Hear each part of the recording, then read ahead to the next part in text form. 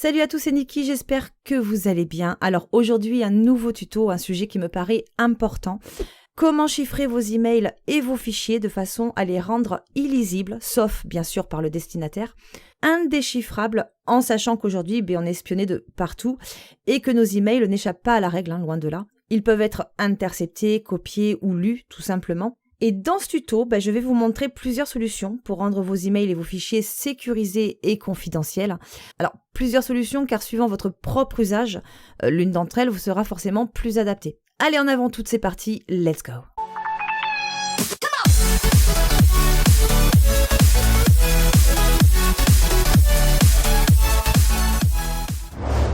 Alors, avant d'attaquer, il est essentiel de rappeler comment se pratique la surveillance et pourquoi.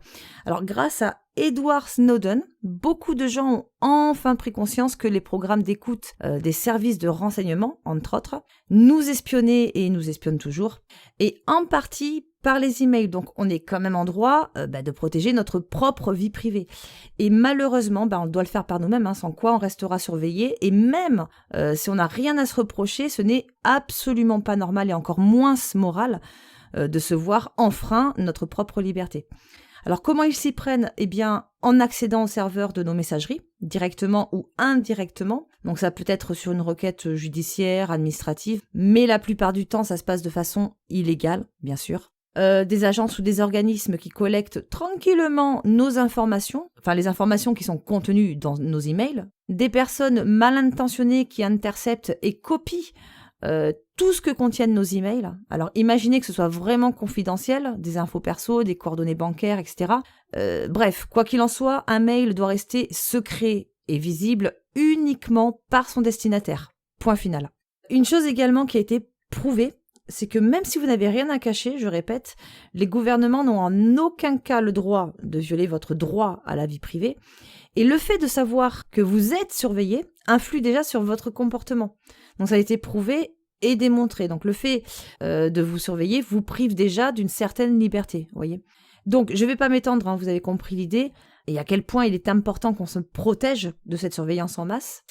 Allez, donc on va voir comment chiffrer nos emails via, des programmes comme Outlook ou Thunderbird, mais aussi comment les chiffrer directement via votre boîte mail en ligne comme Gmail, Yahoo, AOL, etc.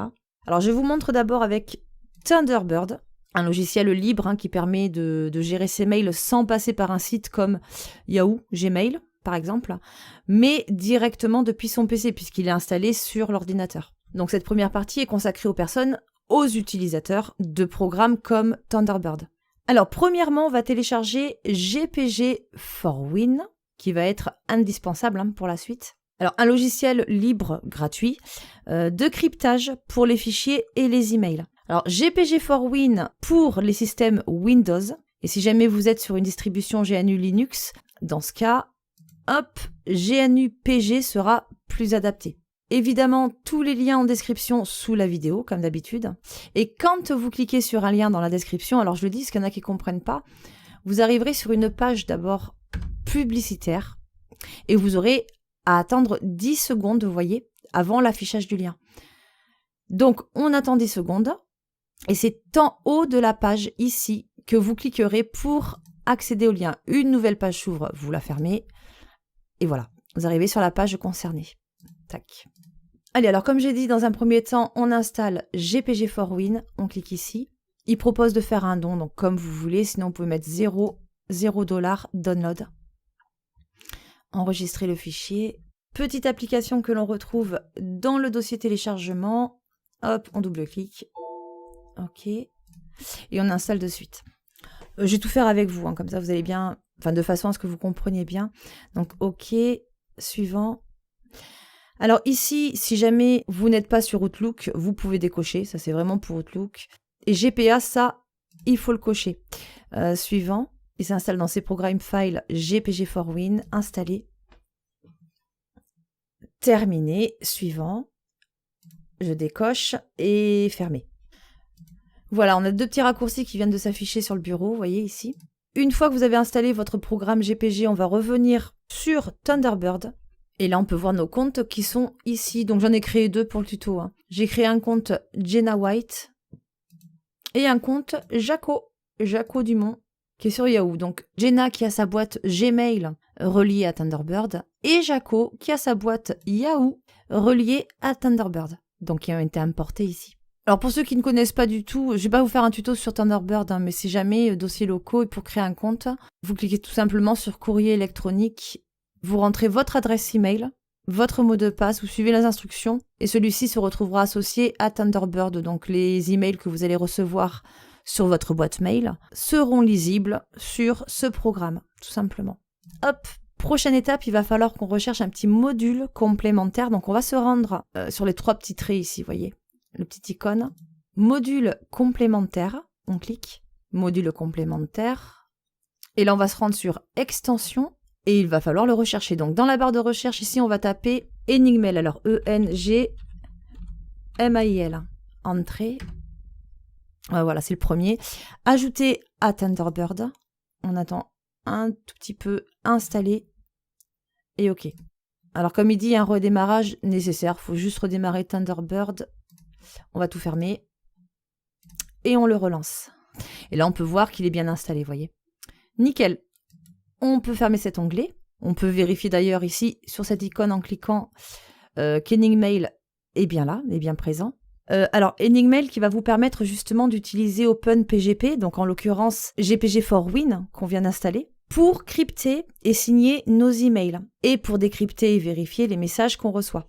Donc première chose, on va cliquer dessus. On va se rendre sur assistant de configuration ici. Recherche, nous avons trouvé. Il y a dû y avoir des mises à jour, je pense, parce qu'il devrait nous permettre de créer des clés. Donc, je vous expliquerai après le fonctionnement. Mais là, visiblement, il a déjà trouvé des clés. Donc, on va appliquer mes clés. On va suivre la procédure. Voilà, Enigmail est maintenant correctement configuré et prête à être utilisée. Terminé. Donc, nos clés ont été créées et ces clés, donc ça, c'est très important de savoir comment elles fonctionnent. Elles sont la clé, c'est le cas de le dire, du cryptage et du décryptage. Là, vous êtes sur votre messagerie, prêt à envoyer un message, par exemple, à envoyer ou recevoir vos emails. Et il vous a été donné à l'instant un trousseau de clés qu'on peut retrouver dans, ici, Enigmail, gestion des clés. Donc, je vais enlever celle-là pour l'instant, supprimer la clé, qu'on y voie plus clair. Donc là, je suis Jaco. Voilà, c'est moi Jaco. J'ai été sur ce petit icône Enigmail. On a suivi l'assistant de configuration, on a créé nos clés, on se rend ensuite sur gestion des clés. Et comme je disais, il nous a été offert un trousseau de clés qui est ici. Et on a une clé publique et une clé privée. D'ailleurs, on peut le voir. Hop, type. Voilà, public, privé. Vous voyez ? Alors, dans ce cas de figure, il faut bien sûr que votre destinataire possède lui aussi son trousseau de clés. En fait, comme vous, il doit mettre en place le même mode de cryptage. Si Jaco envoie des mails à Jenna, il faut que Jenna fasse exactement ce qu'on vient de faire pour Jaco. Alors, la clé publique sert à chiffrer les messages et la clé privée sert à les déchiffrer. Donc, à chaque fois que Jaco va envoyer, que vous envoyez vos emails, eh bien, vous les accompagnez de votre clé publique. Vous voyez, comme ça, vos mails seront chiffrés. Le destinataire reçoit votre mail et lui seul peut déchiffrer votre mail grâce à sa clé privée. Et vice-versa, bien sûr, il vous envoie un mail accompagné de sa clé publique, donc chiffrée. Vous recevez son mail et votre clé privée vous permet de le déchiffrer et de lire votre message.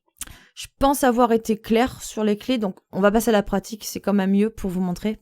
Alors ça, je vais fermer. Avant, oui, parce qu'il est quand même important d'être sûr qu'Enigmail ait bien localisé le programme PGP qu'on a installé. Bon, on l'a vu tout à l'heure, il a bien localisé, mais si vous voulez savoir comment faire, histoire de vérifier avant toute chose, soit vous vous rendez donc dossiers locaux, voir les paramètres pour ce compte. Donc là, on a les deux comptes. Sécurité Open PGP, préférence d'Enigmail ici. Et dans Général, ici, GNUPG a été trouvé. Donc là, c'est bon, il a été localisé. Sinon, on peut aussi le retrouver directement sur cette icône Enigmail, préférence. Et pareil, donc Général, vous voyez, c'est la même chose. GNUPG a été trouvé et vous avez le chemin d'accès, d'installation de l'application GPG. Donc il est très important que Enigmail l'ait bien localisé, sinon ça ne fonctionnera pas. Alors là, j'ai pas fait exprès. J'ai appuyé sur la touche échappe, c'est parti. Donc, on va envoyer notre email, on est Jaco, c'est nous. Je déroule, Bon, là, j'ai accès à mes courriers entrants, etc. Alors, soit en passant par ce petit icône Enigmail, gestion des clés, on va faire un petit clic droit sur Jaco Dumont ici et envoyer des clés publiques par courriel. De cette façon, il nous joint automatiquement, vous voyez ici notre clé publique en pièce jointe. Ce qui fait qu'en écrivant mon message, celui-ci, alors manuellement, je peux le chiffrer, hop, et le signer, donc là, on coche. Donc ouais, automatiquement, quand j'écris mon message, il sera chiffré. Et seule la clé privée du destinataire pourra le déchiffrer. Mais le souci, c'est que si jamais moi, je suis Jaco, je veux écrire un message, donc je clique tout simplement sur écrire, et de cette façon, il ne sera pas automatiquement chiffré. Donc le but, c'est quand même de pas se compliquer, d'écrire un message et que celui-ci soit automatiquement chiffré sans qu'on ait rien à faire. Donc pour ça, on va se rendre sur voir les paramètres pour ce compte. Faut que je me rappelle. Il est où Jaco? Il est là. Donc on va se rendre sous Jaco sur sécurité OpenPGP. Et tout à fait en bas, joindre ma clé publique au courriel. On va cocher ici. Et OK. Tant que j'y suis, j'ai oublié justement. Donc on revient sous Jaco, sécurité. Donc là on a bien coché. On va également cocher utiliser l'adresse courriel de cette identité pour identifier la clé OpenPGP. OK. Donc avant d'envoyer nos messages, il va falloir bien sûr que les deux parties, Jaco et Jenna, vous et votre destinataire, vous échangiez une seule fois, vos clés publiques, de façon à les enregistrer et pouvoir ensuite vous envoyer des mails automatiquement chiffrés. Je vous le montrerai un peu mieux tout à l'heure, là on va le faire rapidement. Donc il faut que Jaco, dans un premier temps, se rende ici, Enigmail, gestion des clés, clic droit, exporter les clés vers un fichier, on va se rendre là. Donc là on va juste exporter les clés publiques, on n'a pas besoin d'exporter le reste. Je vais les mettre sur le bureau. Alors, si vous avez un doute, vous renommez pas, vous le laissez comme ça. Sur le bureau, enregistrer. Vous voyez, ma clé est ici, là. Donc, ce que va faire Jaco, c'est qu'il va envoyer ce fichier à Jenna. Et Jenna, de son côté, va faire la même chose et m'envoyer ce fichier, sa clé publique. Donc, quand Jaco a reçu la clé publique de Jenna, il va se rendre sur Fichier, importer des clés d'un fichier. Et admettons qu'il ait placé la clé de Jenna sur le bureau. Il clique sur la clé de Jenna et il fait ouvrir. Voilà. Comme je dis, je le montrerai de façon plus claire juste après. Donc là, on va partir du principe générer une clé. Parce que moi, ce qu'il y a, c'est que j'ai les deux comptes sur Thunderbird. J'ai Jenna et j'ai Jaco. Donc là, je vais directement générer une clé pour Jenna. Générer une clé. OK. Mince. Hop, hop, hop. Oui, oui. Voilà, donc là, ça y est, j'ai reçu la clé de Jenna. Et à partir de là, on peut s'envoyer des emails tous les deux, sans problème et de façon chiffrée. Donc notre petit Jaco, il veut envoyer son message à Jenna pour Jenna White. Sujet, on va mettre test. Et ici, ceci est un message chiffré. Oula, la big faute.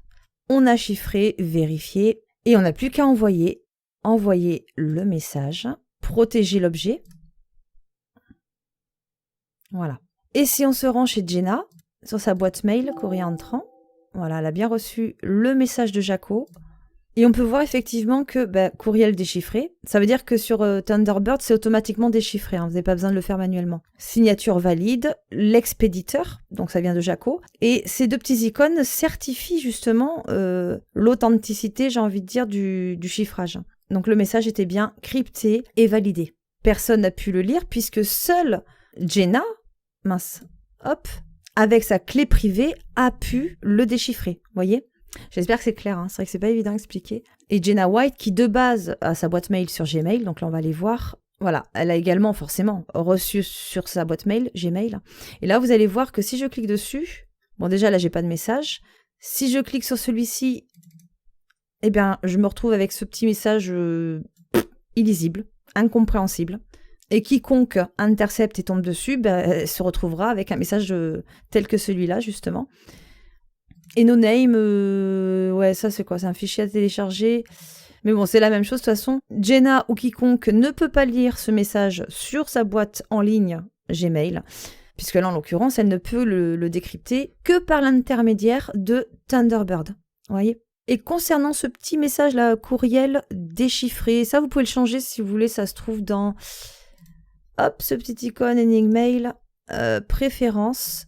Il suffit d'afficher les menus, ouais c'est ça, et paramètres pour experts, avancé, l'onglet avancé, et vous pouvez le modifier ici. Vous mettez le message que vous souhaitez, et à chaque fois que Jenna enverra un email, Jaco, lui, lira le message que Jenna a attribué. Bon, je récapitule, parce que j'ai vraiment peur de ne pas être très clair. Jenna, dont la boîte mail est Gmail, est sur Thunderbird. Jaco, dont la boîte mail est Yahoo, est sur Thunderbird également. Tous les deux, de leur côté, sur leur propre ordinateur, ils iront, hop, Enigmail, créer leurs clés publiques et leurs clés privées qu'ils pourront retrouver dans Gestion des clés.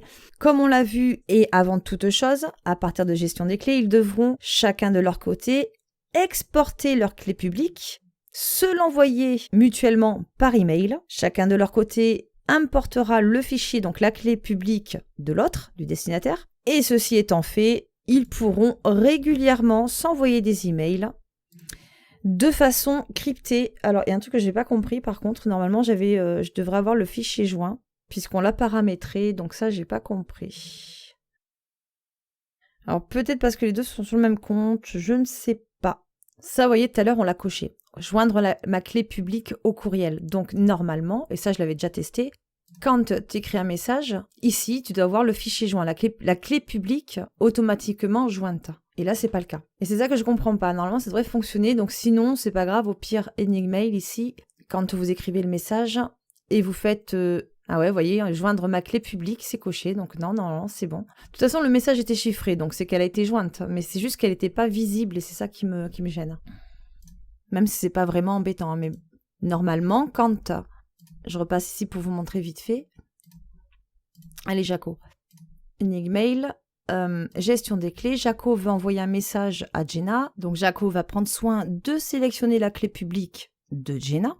Il peut en avoir plein. Hein. Il peut avoir plein d'autres destinataires. Hein, et choisir la clé publique de la personne à qui il envoie le message. Clic droit, envoyer les clés. Donc, ça, on l'a vu tout à l'heure. Des clés publiques par courriel. Expéditeur, ouais, les deux comptes sont sur le même programme. Donc, je sélectionne, c'est Jaco qui écrit son message pour Jenna. White. Et vous voyez le fichier dont je vous parlais tout à l'heure qui se trouve ici, la clé publique qui permet de chiffrer le message. Message à nouveau chiffré, envoyé à Jenna. OK. On va aller sur...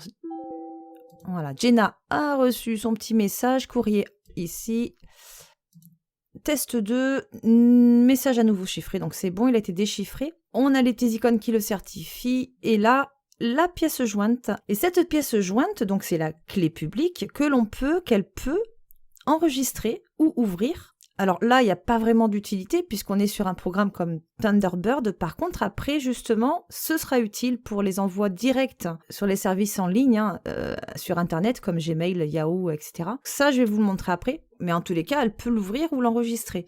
Et donc, comme je disais, mon petit souci, donc je suis sur Jaco, j'écris un mail et j'ai pas de pièce jointe. Normalement, j'ai la clé publique qui devrait être jointe. Donc, c'est pas grave. De toute façon, vous pouvez tout aussi bien aller sur, comme je disais, Enigmail ici, joindre une clé publique. Je sélectionne Jenna, envoyer.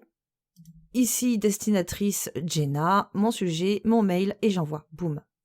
Et là, je chiffre, je vérifie. Voilà, tout simplement. Alors, vous envoyez vos emails directement sur Internet, avec Gmail par exemple. Donc, on va fermer Thunderbird, on n'a plus besoin de lui. Ah oui, pour chiffrer les fichiers, je vous montre après, parce que vous allez voir que, quelle que soit la façon dont vous envoyez vos mails, ça se passe de la même manière. Alors ici, toujours même cas de figure, c'est-à-dire que vous et vos destinataires devez avoir GPG4Win d'installer sur le PC, ou GNU PG pour une distribution GNU Linux. Et avant de s'envoyer des mails, on va d'abord, avec notre destinataire, s'échanger notre clé publique. Donc c'est ce qu'on a vu tout à l'heure. Là, on va voir ça d'un petit peu plus près. Évidemment, une seule fois. Vous l'envoyez une fois que c'est fait, c'est bon. Donc, on a notre Jenna qui est sur Gmail, notre Jaco qui est sur Yahoo. Chacun de leur côté, après avoir installé GPG4Win, nous aurons ce petit raccourci sur le bureau, GPA. Si vous ne le trouvez pas, hein, dans la barre de recherche ici, et vous tapez GPA, vous voyez, il est là. Donc, on va l'ouvrir de suite. Et la première fois que vous allez l'ouvrir, alors là, j'ai un petit message, la clé privée. Ok. Fermé. Voilà. Dans ça, je vais l'enlever aussi. Hop. Donc, je suis Jaco. Tiens, je suis Jaco. Je vais aller voir mon trousseau de clés. Ah, purée, c'est vrai. Donc, je vais enlever la clé de Jenna. Je fais vraiment en sorte que ce soit le plus clair possible. Delete key. Yes. Delete. Merci. Thank you. Donc, je suis Jaco. Mon trousseau de clés. Voilà. J'ai bien ma clé. Vous voyez ici, il y a 2 petites icônes. Il y a une clé jaune et une clé bleue. Donc, j'ai bien ma clé privée. J'ai bien ma clé publique. Impeccable. Donc, je suis content. Jenna, de son côté, c'est pareil. Elle va aller vérifier son trousseau de clés. Et si jamais vous n'avez pas de clé, eh bien, il suffit d'en créer sur l'icône, enfin, sur l'onglet ici, clé. Nouvelle clé. Algorithme de chiffrement, ouais, on va rester comme ça. Taille des clés, donc plus c'est long, plus c'est sécurisé, forcément. Ici, vous rentrez votre nom, votre adresse email, et puis c'est tout. Si vous voulez qu'elle expire, vous cochez la case expire. Si vous ne la cochez pas, cette clé n'expirera jamais. Et valider. Mais bon, par défaut, automatiquement, quand vous ouvrez pour la première fois ce logiciel, un trousseau de clés vous sera attribué, donc avec la privée et la publique. Première chose, Jaco vous allez exporter votre clé, ici. On va la mettre sur le bureau. On va l'appeler Jaco. Enregistrer. Et les clés ont bien été exportées. Vous voyez, elle est là, ma clé, c'est mon fichier. Voilà, donc là, j'ai fait un petit cut, hein, vous avez vu, c'est que j'ai créé carrément le trousseau de clés de Jenna. Et j'ai exporté la clé de Jenna. Donc, on part du principe, bien sûr, que là, sur ce gestionnaire de clés, je n'ai que Jaco, et que Jenna, elle est chez elle, et sur son PC, sur son gestionnaire, il n'y a évidemment que Jenna sur son compte. Je suis un peu obligée de faire comme ça, sinon ça va être un peu la galère, quoi. Donc, on a exporté, Jaco, de son côté, va envoyer sa clé publique, donc la clé Jaco à Jenna, et Jenna, de son côté, pareil, elle va envoyer sa clé à Jaco. Ça, c'est très important, sinon vous ne pourrez pas déchiffrer les messages. Une fois que vous avez reçu le fichier de votre destinataire, vous allez vous rendre sur Importer, ici, Bureau. Si vous avez placé le fichier sur le bureau, ah tiens, Jenna m'a envoyé sa clé. Je clique sur Jenna, je coche. Non, je ne coche pas. Ouvrir. Et donc, bon, une fois de plus, là, j'ai déjà Jenna. Donc, vous aurez importé la clé de Jenna. Jenna, elle, de son côté, va importer la clé de Jaco. Bon nickel, alors maintenant, je veux envoyer un email sécurisé, chiffré bien sûr, je suis Jaco toujours. Plutôt que d'aller directement dans ma boîte mail pour écrire mon mail, ça je l'agrandis, sinon on va pas voir les icônes, vous voyez après la presse-papier. Je vais me rendre d'abord dans le presse-papier, je vais écrire mon mail ici, ça.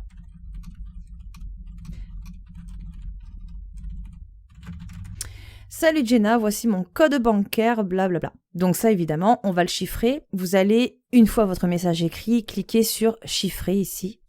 Et vu que vous avez importé la clé publique de Jenna sur votre compte, eh bien, vous allez sélectionner justement la clé de Jenna ici. Vous allez signer, hop, et vous allez valider. Voilà, donc vous allez avoir ce message crypté que vous allez sélectionner, CTRL-C du clavier ou clic droit, copier. On va se rendre sur notre boîte mail. Et je me trompe, voilà. Je suis Jaco, j'écris à Jenna. Et ici, je colle mon message. Voilà. Donc j'envoie ce message, tout bêtement. Le message est envoyé. Alors ça va prendre un petit peu plus de temps qu'un message normal. Ça peut aller jusqu'à quelques minutes, ça dépend. Et là, je suis Jenna, je suis devant mon PC et oh, Jaco m'a envoyé un message. Tiens, j'ouvre. Et c'est un message totalement illisible, hein, vous êtes d'accord avec moi, on ne peut absolument pas le déchiffrer sans une clé privée que Jenna a forcément, puisqu'elle a déjà configuré son programme PGP, enfin GPG for Win. Et cette clé privée a été déjà installée sur son ordinateur. Donc elle n'a rien à faire si ce n'est copier ce message. Hop, donc copier. Elle va ouvrir à son tour GPA. J'agrandis un petit peu. Presse-papier, donc automatiquement, elle est dans le presse-papier, elle va coller ce message et elle va le déchiffrer. Ah, j'ai oublié de vous montrer tout à l'heure, ouais, c'est vrai. Ah ouais, j'ai fait un cut pour créer le compte de Jenna rapidement. Alors, attends. Eh oui. Si Jenna a créé un mot de passe quand elle a créé son trousseau de clés, vous voyez tout à l'heure, en fait, j'étais ici, et en créant votre trousseau de clés, il est possible qu'il vous soit demandé un mot de passe que vous pouvez ignorer ou pas, comme vous voulez. Moi, je crois que je l'ignorais pour Jaco, mais pour Jenna, en fait, quand j'ai créé son trousseau de clés, j'ai mis un mot de passe, j'ai mis test vite fait. Donc, si vous choisissez d'appliquer un mot de passe à la création de votre trousseau de clés, eh bien, il faudra rentrer celui-ci pour décrypter le message. Ok. Donc, déchiffrer. Tout à l'heure, j'ai mis passe-phrase, donc test. Ok. Et voilà. Donc, le message a été décrypté.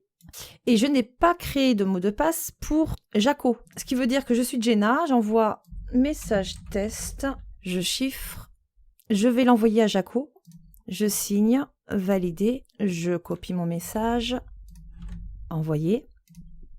Moi, Jaco, je reçois le message de Jenna, presse-papier, je le colle, je déchiffre.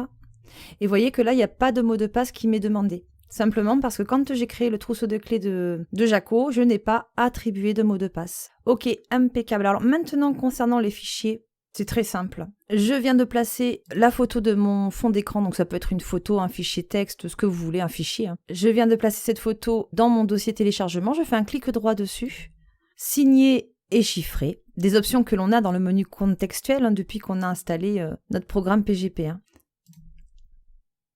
Voilà, petite fenêtre.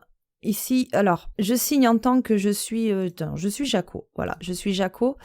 Je veux envoyer, donc là, chiffrer pour moi, non.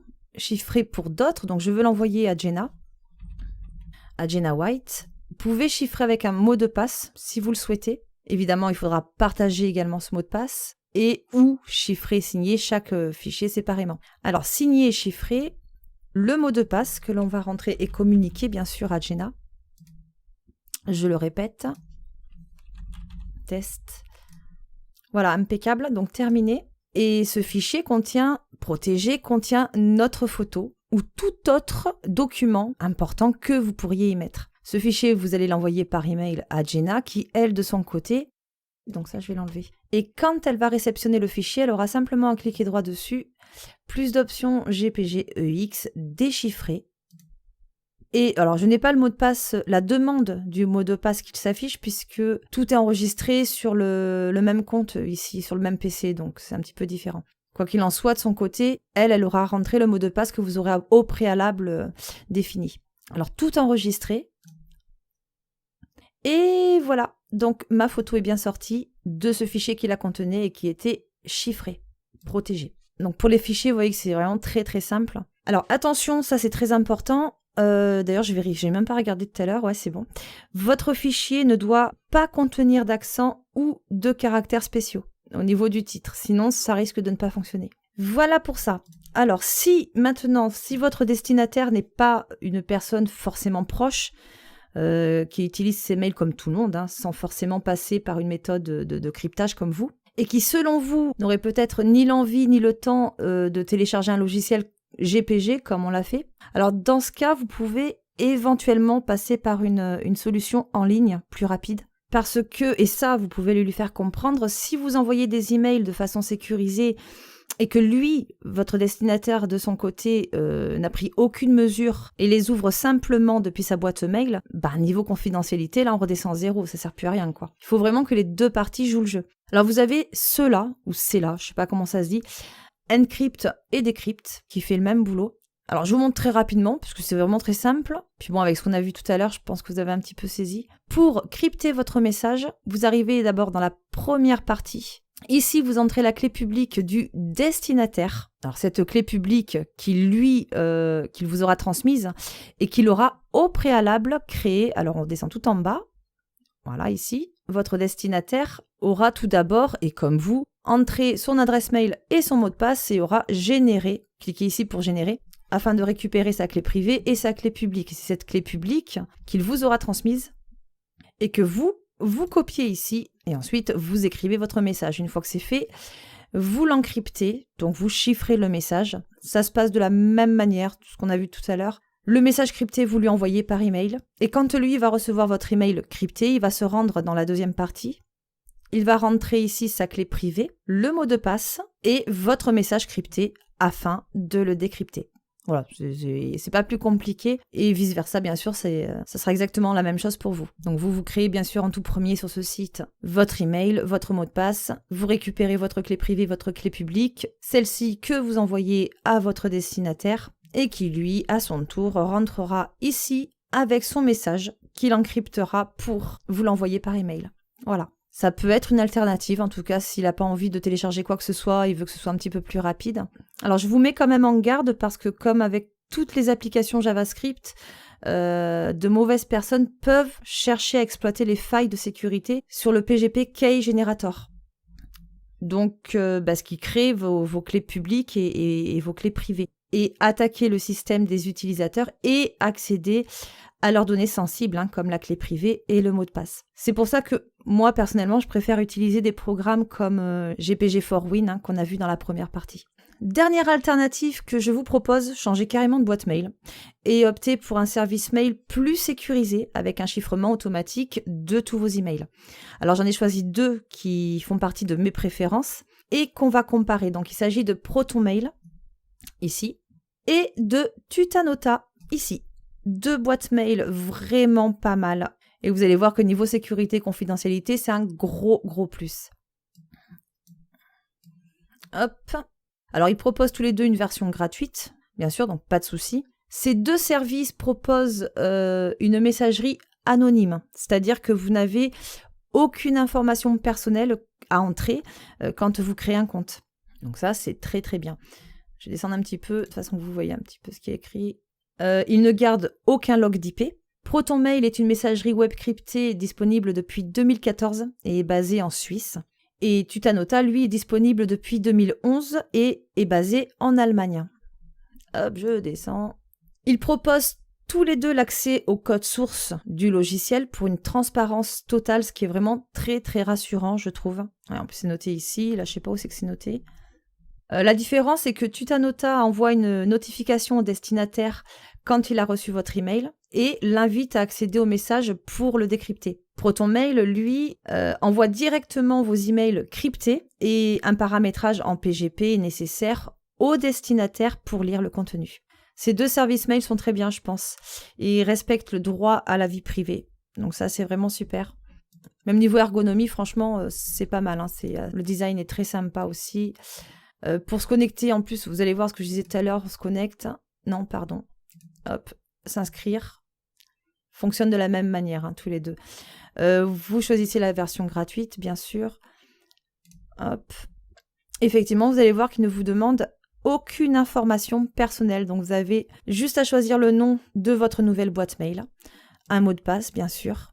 Un email de récupération facultatif, vous n'êtes pas obligé. Et vous créez votre compte. C'est tout. C'est vraiment pas compliqué.